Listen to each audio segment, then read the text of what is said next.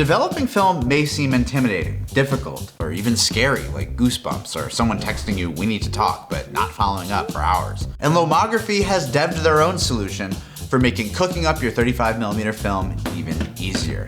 Today we're going to discuss the new Lomo Daylight Development Tank, which dispenses with the need for a dark bag, changing tent, or darkroom, and allows you to develop 35mm film from the comfort of your own daylit existence. Let's chef up some film and check it out. The kind of photography that would become part of the human being. Press a button and have the picture. Welcome to In an Instant. My name is Ben, and I am very excited to show you this compelling little tank from Lomography. A clever system befit for the current state of the craft, and one I think that anyone could reasonably pick up and use. Now, I cover a lot of instant film on this channel, of course, and over the years I've seen that intimidation factor creep into folks from the community that would like to shoot traditional film but aren't really looking to backslide into the financial vortex that can be sending rolls off to labs, having them scan it, and suddenly your $8 roll of film costs you $25. And then on the flip side, if you want to do that yourself, there is a simple learning curve when it comes to developing at home, but you can develop and rinse a roll in 10 minutes once you get the hang of it. With all of this in mind, Lomo not only sent me a tank to test, but also sent over their digitizing tools, which enable you to scan your developed rolls with your phone, all in a kit that includes a light source and somehow costs under $100. But this video isn't really about that tool. It's about this brand new tank. However, I will be using the Lomography Digitalizer kit to scan the rolls we process, just to show you how end-to-end you can be set up with your own miniature lab for under $200. That ain't too shabby, and I know shabby. In this video, I'm gonna walk through how the tank functions, and we're gonna develop some film together, just me and you. But first I figure this tank is so simple and so quick to use, I may as well just go out and shoot and come right back and dev and scan, and we can do all of that in a couple hours, just to exhibit how simple all of this can be. So let's roll. Today, we are off to take some pictures. Bit of a different vibe though today, because the only reason I really need to take these pictures is to then process them. We shot almost a whole roll here with Fern patiently dealing with me in the back seat.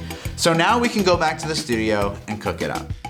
Okay, here we go. We've got our tank. We have the rolls we shot today, and we're gonna process them right away. Now I'm gonna rewind the film into the roll right now, but I am not going to allow the leader to go back in. This does come with a leader retriever, but I don't like doing that. Because you can hear when the film is coming out, so I don't know why you would ever do that to yourself.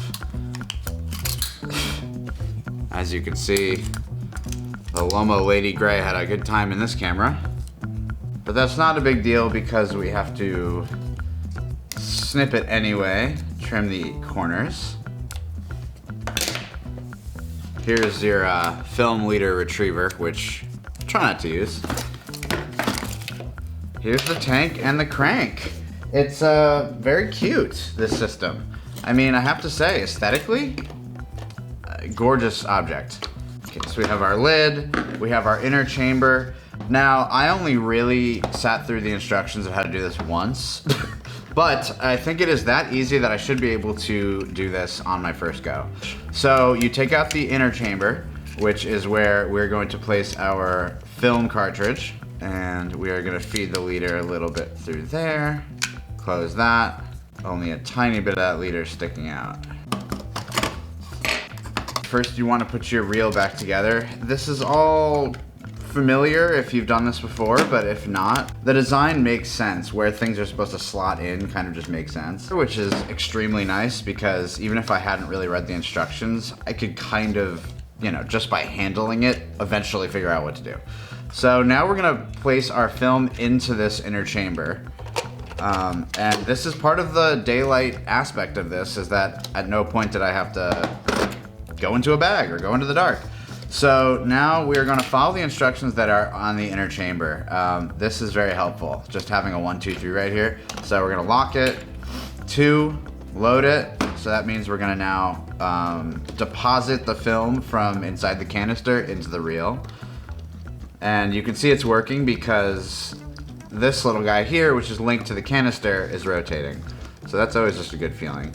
So we're just gonna spin this until we feel the tension of the roll being fully taken up onto the reel. now we cut by turning this once more in the other direction. And now that just sliced the canister of film out from the reel. So now I should be able to just take this out. And if everything worked here, we should have a canister with only a tiny bit of film left. Let's see. Boom. Good. That means everything's on the reel.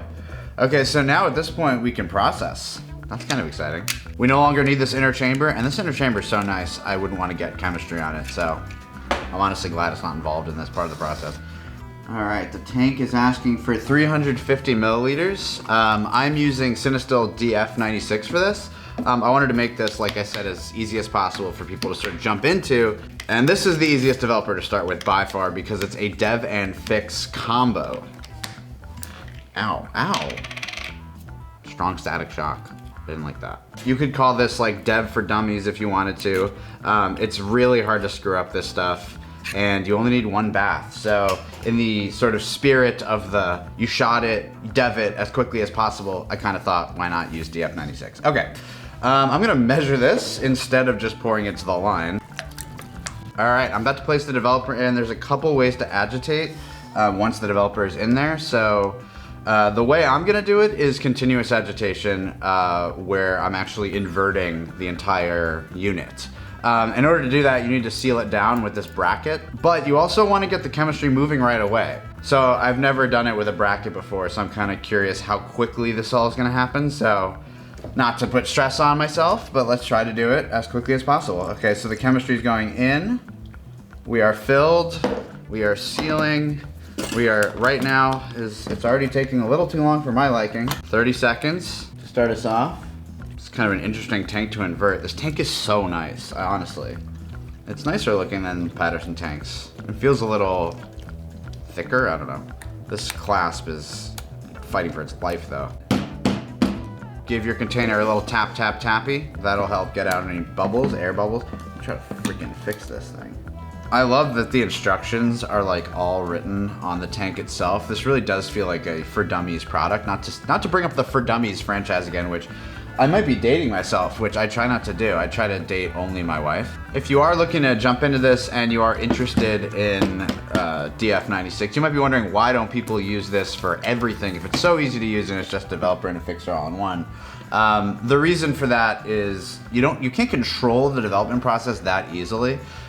With other developers, if you allow the film to sit in the fluid for longer, it will push the film. If you wanted to do that and get a higher like nominal speed out of your film through development, you'd actually have to heat this chemistry, which a little bit takes some of the fun out of the fact that it's super easy. The fact that I don't need a heat source is kind of nice. And you don't often need a heat source with black and white, but it's great for this kind of thing where I'm testing something or I just want to quickly develop something. And this is a very like stress relieving kind of developer. You can kind of sit here and do this. And again, it's really hard to screw it up. As we approach the finality of our dev process, I want to get ready to deposit the fluid. So I have a tray here. I know it's not the most attractive tray in the world, but the other trays looked even worse, so I'm doing my best. Okay, so we are about to pour out the chemistry. Let's see how easy that is. The brace, whatever you want to call that.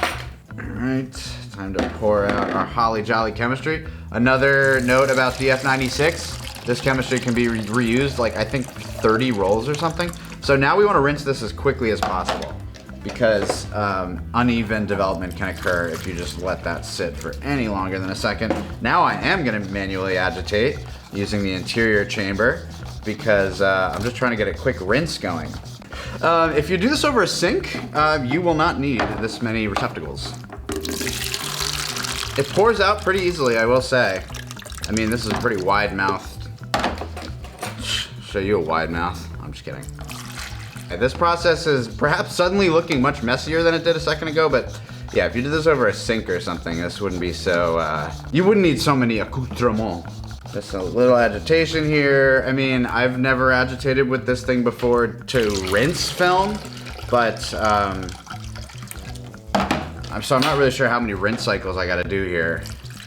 And I never once had to use a dark bag. How novel indeed. I don't know, I'm gonna invert it a little bit. I don't feel good about that agitation method. I'm sorry. This just feels like more is going on. All right, let's take the film out. The film is fixed, so it's safe to take out here at this point. It has been since we started rinsing it. Let's see what we got. Well, actually, let's wait. Let's not see what we got yet. There is one last thing I'd like to do before I reveal the film to light, which is I want to put some photo flow on it. So this is the only other chemical that you would need if you were using monobath. Photo flow is a rinse solution. It makes it so that the film can sort of dry properly without streaks. So it's very important. Depending on the quality of your water, if you're using distilled water, photo flow is still definitely recommended, but it will help. But if you're using tap water, I would absolutely recommend getting this. Otherwise, you're gonna have some spots on your film, and then it's like, what's the point of even shooting it? What's the point of even getting up in the morning? This does kind of hurt. On the Patterson tanks, there's like a little spindle, and you can kind of just, but with this, using a lot of my palm strength here. Pouring this out. All right, here come the photos. I anticipate that this inner chamber is gonna be a little hard to get out of here while wet. Let's see. It's kind of in there. Oh, you can just kind of take it out from the center. Okay, we have our film. Do we have photos is the question. We do, we have pictures, folks. We have photographs. The magic of photography. These look a little underdeveloped, but we definitely have images.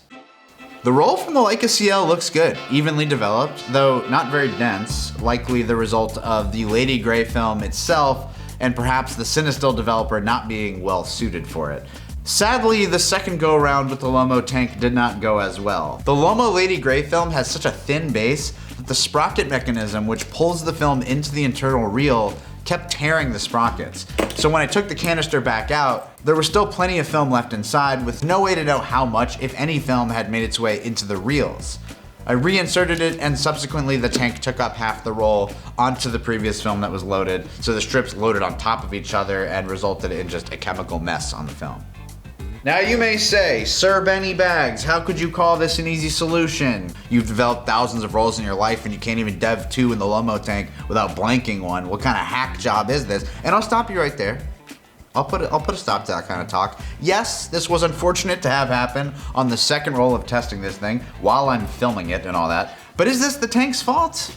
No. To be clear, this wouldn't have happened in a traditional Patterson tank, which requires a dark bag to load because you are manually feeding the film with your hands. But this failure was much more the fault of the Lady Gray film and its very delicate base, which also tore while I was loading it into the Leica CL's take-up spool. I had a similar issue using the Lomo Kino, which I once had to abandon producing an entire video on because every roll of Lomo Purple shredded in the internal sprockets and didn't advance through the camera.